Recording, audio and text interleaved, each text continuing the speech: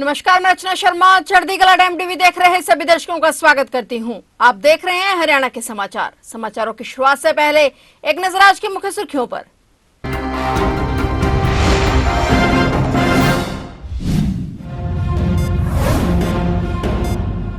कल हिसार में हरियाणा का पहला air show. Maharaja Agrasen airport पर आज हुई फाइनल रिहर्सल। 9 विमान दिखाएंगे कल करतब।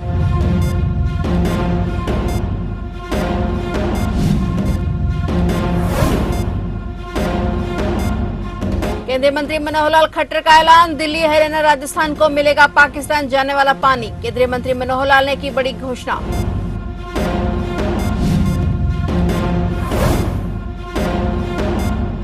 पच्चीस सितंबर को पंचकुला में राज्य स्तरीय कार्यक्रम। मुख्यमंत्री नायब सिंह सैनी लाडो लक्ष्मी योजना का ऐप करेंगे लॉन्च। लाडो लक्ष्मी योजना को लेकर ट्रायल पूरा।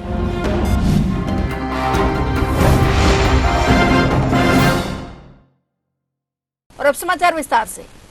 हरियाणा के हिसार स्थित प्रदेश के पहले महाराजा अग्रसेन एयरपोर्ट पर कल पहली बार एयर शो होने जा रहा है। आज सुबह 9 बजे एयर शो को लेकर फाइनल रिहर्सल की गई। वहीं एयर शो को लेकर तैयारियां पूरी हो चुकी हैं। हरियाणा के मुख्यमंत्री नायब सिंह सैनी भी इस एयर शो में मौजूद रहेंगे। रिहर्सल के दौरान 9 जहाज एक साथ करतब दिखाएंगे। इससे पहले शुक्रवार को 3 जहाजों ने एक साथ करतब दिखाए थे। प्रशासन की ओर से पार्किंग व्यवस्था, यातायात प्रबंधन, पेयजल, प्राथमिक चिकित्सा और सुरक्षा के लिए अलग अलग टीमें नियुक्त की गई हैं। हरियाणा के पहले एयर शो को देखने हजारों की संख्या में लोगों के पहुंचने का अनुमान है। केंद्रीय मंत्री मनोहर लाल खट्टर ने घोषणा की कि सिंधु जल संधि के निलंबन के बाद अब पाकिस्तान जाने वाला पानी अगले 1 से 1.5 साल के भीतर दिल्ली, हरियाणा और राजस्थान को उपलब्ध करवाया जाएगा। आपदा में भी अवसर का उल्लेख करते हुए केंद्रीय मंत्री मनोहर लाल ने कहा कि पहलगाम आतंकवादी हमले के बाद पाकिस्तान के साथ सिंधु जल संधि निलंबित कर दी गई थी। राष्ट्रीय राजधानी के जल निकासी मास्टर प्लान की शुरुआत के अवसर पर एक कार्यक्रम को संबोधित करते हुए मंत्री ने कहा कि पाकिस्तान की ओर बड़ी मात्रा में छोड़ा जाने वाला पानी अब भारत के राज्यों को उपलब्ध कराया जाएगा। वर्ष 1960 से प्रभावी यह संधि भारत और पाकिस्तान के बीच सिंधु नदी और उसकी सहायक नदियों के जल वितरण और उपयोग को नियंत्रित करती है। हरियाणा सरकार की दीनदयाल लाडो लक्ष्मी योजना का ट्रायल पूरा हो गया है। ट्रायल पूरे प्रदेश में सफल रहा और कहीं से कोई शिकायत नहीं आई। अब 25 सितंबर को पंचकुला में राज्य स्तरीय कार्यक्रम होगा, जिसमें मुख्यमंत्री नायब सिंह सैनी इस योजना का ऐप लॉन्च करेंगे। वहीं अलग अलग जिलों में मंत्री और विधायक भी कार्यक्रमों में मौजूद रहेंगे। इस ऐप पर महिलाओं का रजिस्ट्रेशन लगातार जारी रहेगा। रजिस्ट्रेशन करने के 1 महीने बाद हर महिला को 2100 रुपए मिलना शुरू हो जाएंगे। और इसी तरह दीनदयाल लाडो लक्ष्मी योजना का ऐप 25 सितंबर को ऐप लॉन्च होगा और जिस महिला ने उसी दिन रजिस्ट्रेशन करवाया उसे नवंबर से 2100 रुपए मिलने शुरू हो जाएंगे। अगर महिलाएं किसी और दिन रजिस्ट्रेशन करवाएंगी तो उन्हें रजिस्ट्रेशन की तारीख से 1 महीने बाद राशि मिलना शुरू हो जाएगी। हरियाणा पुलिस और बदमाशों के बीच यमुनानगर के धोलेरा रादौर नए हाईवे पर मुठभेड़ हुई। इस मुठभेड़ में शेरगढ़ निवासी रजत कुमार पुलिस की जवाबी कार्रवाई में मारा गया है। यह घटना उस समय हुई जब पुलिस ने रजत की गतिविधियों की जानकारी के बाद नाका लगाया। रजत पर लंबे समय से कई गंभीर आपराधिक मामले दर्ज थे और पुलिस उसकी तलाश में जुटी हुई थी। मुठभेड़ के दौरान CIA 2 यमुनानगर में तैनात सब इंस्पेक्टर राकेश कुमार को भी गोली लग गई। गोली लगने से उनके कंधे के पास से आर पार हो गई और उन्हें तुरंत सिविल अस्पताल यमुनानगर ले जाया गया, जहां डॉक्टरों की टीम उनका इलाज कर रही है। फिलहाल उनकी हालत स्थिर बताई जा रही है। घटना की सूचना मिलते ही SP यमुनानगर कमलदेव गोयल खुद सिविल अस्पताल पहुंचे और पूरे मामले की जानकारी ली। सुरक्षा को देखते हुए अस्पताल परिसर और मुठभेड़ स्थल पर भारी पुलिस बल की तैनाती कर दी गई। बताया जा रहा है कि कुरुक्षेत्र का यह बदमाश लाडवा और यमुनानगर के शराब ठेकों पर हुई गोलीबारी की वारदातों में भी शामिल था। पुलिस रिकॉर्ड के अनुसार आरोपी पर 50,000 रुपए का इनाम घोषित था और वह लंबे समय से फरार चल रहा था। लाडवा में जाके भी ठेके में फायरिंग की। तो आज पुलिस के पास पुख्ता जानकारी थी कि वो लड़का, उनमें से एक लड़का रादौर क्षेत्र में कहीं घूम रहा है और कोई वारदात को अंजाम दे सकता है। तो पुलिस की टीम हमारी नाकाबंदी कर रही थी उसकी तलाश में।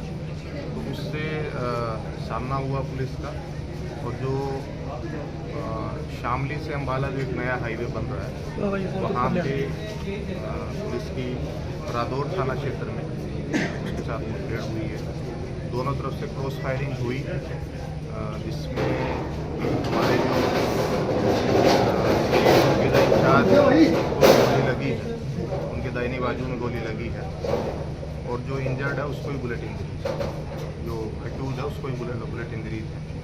तो पुलिस ने तुरंत जो गाड़ी थी पुलिस के पास वहाँ पे, उसमें शेरी इंचार्ज को और जो इंजर्ड उसको जल्दी से जल्दी यहाँ पे सिविल हॉस्पिटल में लेके आए और यहाँ पे इलाज के दौरान भारत पाकिस्तान के बीच रविवार को खेले गए एशिया कप मैच के दौरान ऑनलाइन सट्टा नेटवर्क पर बड़ी कार्रवाई की गई है। इनकम टैक्स विभाग की चंडीगढ़ और शिमला की टीमों ने संयुक्त अभियान चलाकर चंडीगढ़, हरियाणा, पंजाब और हिमाचल प्रदेश में 35 ठिकानों पर छापा मारा है। ऑपरेशन एंड गेम नामक कार्रवाई में करीब 300 करोड़ से अधिक के काले खेल का भंडाफोड़ हुआ है। इस मामले में 15 से ज्यादा लोगों को हिरासत में भी ले लिया गया है। जांच में सामने आया है कि यह नेटवर्क ऐप के जरिए क्रिकेट, कार रेसिंग समेत राजनीतिक घटनाओं पर भी सट्टा लगवा रहा था। भारत पाकिस्तान मैच में अकेले 50 करोड़ रुपए का सट्टा लगाया गया था। नेटवर्क दुबई और अर्मेनिया से संचालित हो रहा था। आरोपियों ने हवाले के जरिए करोड़ों रुपए विदेश भेजने की भी योजना बनाई थी। छापेमारी के दौरान करोड़ों की ज्वेलरी, लग्जरी गाड़ियां, इलेक्ट्रॉनिक डिवाइस और सर्वर जब्त किए गए हैं। मामले में 15 से अधिक लोगों को हिरासत में भी लिया गया है।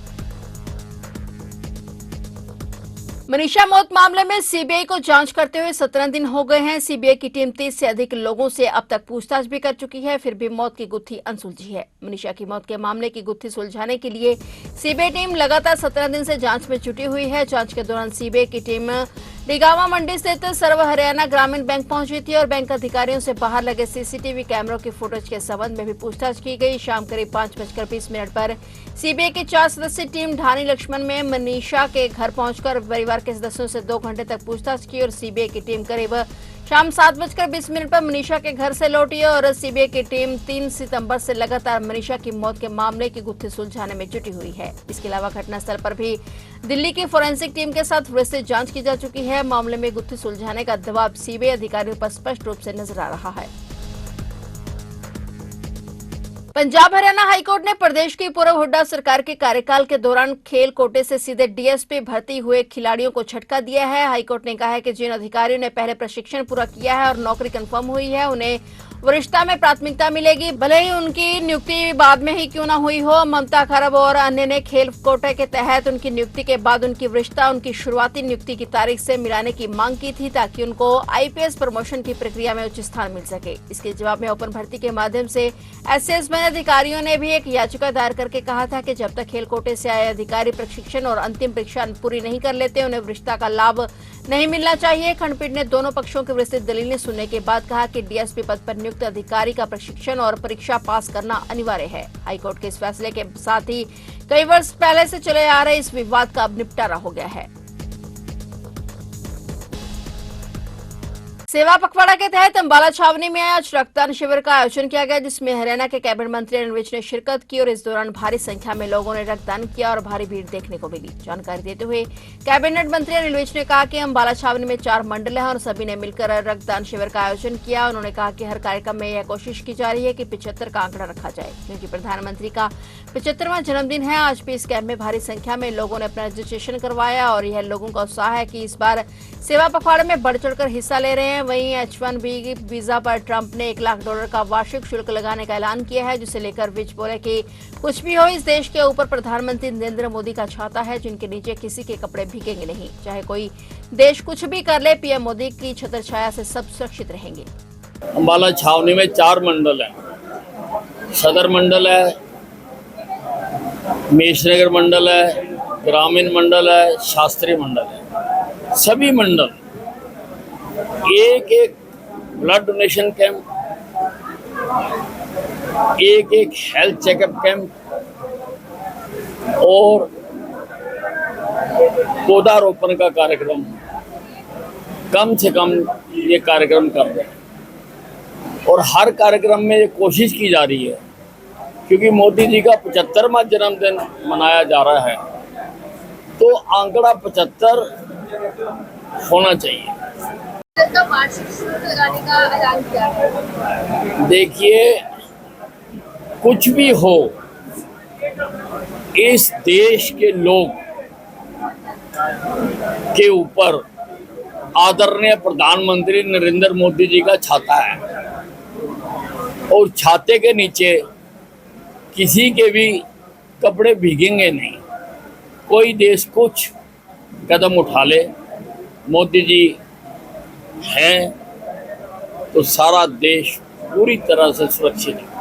जींद जिले के अमरहेड़ी गांव में एक सरकारी अध्यापक राजकुमार के उनके मकान में लगी आग में जिंदा जलकर मौत हो गई। ये घटना करीब 5:30 बजे की है। परिजन और पड़ोसियों ने इसे हत्या का मामला बताते हुए गहन जांच की मांग की है, जबकि पुलिस हादसे और हत्या दोनों पहलुओं से जांच कर रही है। घटना का विवरण जुलाना के जजेवंती गांव के निवासी राजकुमार खेड़ा खेमावती के सरकारी स्कूल में अध्यापक थे और कक्षा 8वीं से 12वीं तक के बच्चों को पढ़ाते थे। वह पिछले 7 से 8 साल से जींद के अमरेही गांव में किराए के मकान में अकेले रह रहे थे। उनकी पत्नी भिवानी में नर्स है और वह हर 10 दिन में घर आती थी, जबकि उनका बेटा बाहर रहता है। शुक्रवार रात राजकुमार अपने कमरे में सो रहे थे तो उनके मकान में अचानक आग लग गई, जो तेजी से फैल गई और आग की लपटें देखकर पड़ोसियों ने फायर ब्रिगेड को सूचना दी। फायर ब्रिगेड ने मौके पर पहुंचकर आग पर काबू पाया, लेकिन तब तक राजकुमार बुरी तरह से जल चुके थे और उनकी मृत्यु हो चुकी थी। शव पूरी तरह से शत-विशत पाया गया। एक पड़ोसी ने दावा किया कि उन्होंने एक संदिग्ध गाड़ी भी देखी थी। उन्होंने प्रशासन से सख्त कार्रवाई और निष्पक्ष जांच की मांग की है। परिवार की शिकायत पर